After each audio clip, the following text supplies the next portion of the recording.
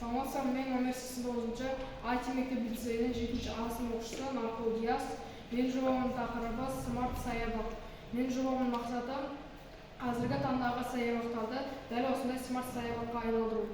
Мен жобама орналасқан құрылғылар пьезо құрылғысы, жел генераторы, күн панелі және пелте құрылғысы. Бұл құрылғылардан алған электр энергиясы осы аккумуляторға келіп жинақталады. Қазіргі таңдағы саябақтарға қарағанда бұл саябақтың айырмашылығы дәл осыдан. Егер біз пьезо құрылғысын адам аяғы секілді басатын болсақ, вольтметріміз көтеріліп, қанша электр энергиясын алған көре аламыз.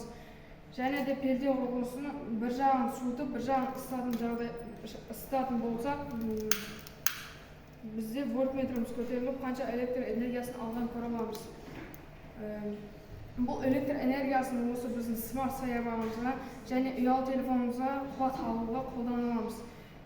Мысалы, смарт саябақтан осы жарық шамдарымызға қолданыламыз.